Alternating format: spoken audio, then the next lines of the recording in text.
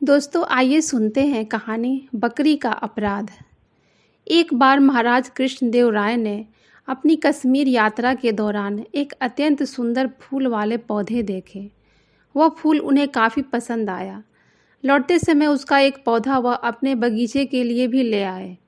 विजयनगर पहुंचने के बाद उन्होंने माली को बुलाया और सुनहरे फूल वाला पौधा उसे सौंप कर बोले, इसे बगीचे में हमारे शयन कक्ष की खिड़की के ठीक सामने लगा दो।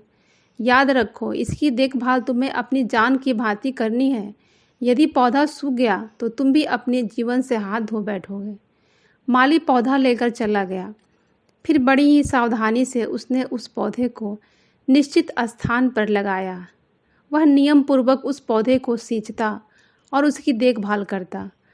महाराज कृष्णदेव राय भी सुबह शाम उसे अपनी खिड़की से देखते। वे माली की मेहनत से संतुष्ट थे। महाराज यदि किसी दिन उस पौधे को देखे बिना दरबार में चले जाएं, तो उस दिन उनका मन उखड़ा उखड़ा सा रहता और किसी भी कार्य में मन नहीं लगता। एक दिन महाराज जब सोकर उठे और उन्होंने खिड़की खोली तो यह देखकर स्तब्ध रह गए कि पौधा अपने स्थान पर नहीं था। वह परेशान हो गए। उन्होंने फौरन माली को बुलवाया। भय से थर थर काँपता माली उनके सामने आया। पौधा कहाँ है? महाराज ने गुस्से से पूछा। महाराज, उसे तो मेरी बकरी चर गई।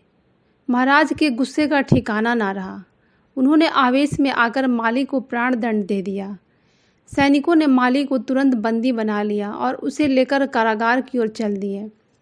दिन चढ़ते ही यह खबर पूरे राज्य में फैल गई। माली की पत्नी ने जब सुना कि उसके पति को प्राण दंड मिला है, तो वह रोते रोते राज दरबार में आई। किंतु महाराज का गुस्सा उस समय भी कम नहीं हुआ था।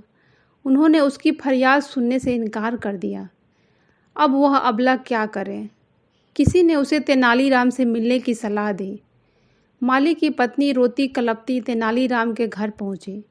वहां उसने सारी बात बताकर अपने पति के प्राणों की भीख मांगी। तेनालीराम ने उसे सांत्वना दी और समझा बुझाकर घर भेज दिया।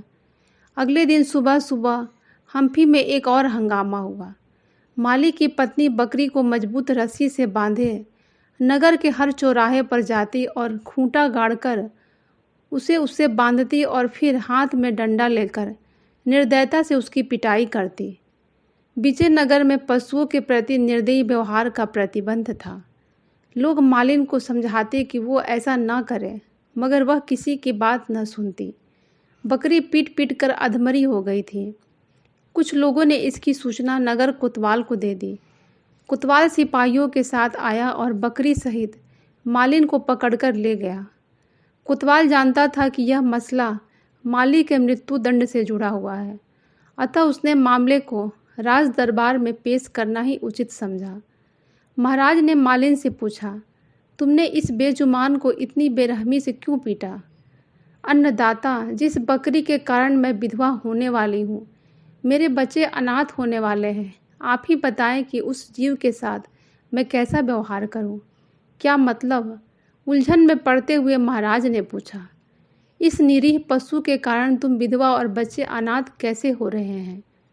महाराज, माली की पत्नी हाथ जोड़कर बोली, क्षमा करें, यह वही बकरी है जिसने आपका सुनहरी फूल वाला पौधा खाया।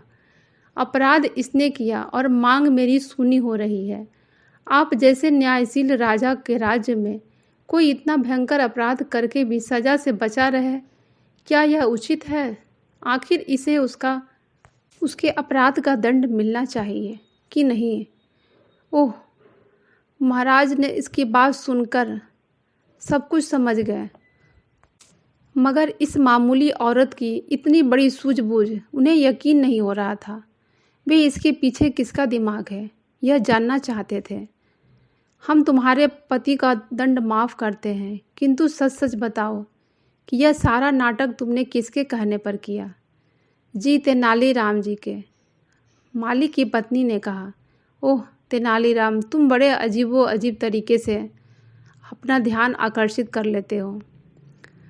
महाराज ने उसी समय खुश होकर तेनालीराम की 500 स्वर्ण मुद्राएं पुरस्कार देने का ऐलान किया और इस निर्दोष माली को फांसी की सज़ा से माफ़ कर दिया। तो दोस्तों कैसी लगी आपको यह कहानी कमेंट बॉक्स में ज़रूर लिखिएगा। कहानी सुनने के लिए आपका बहुत बहुत धन्यवाद।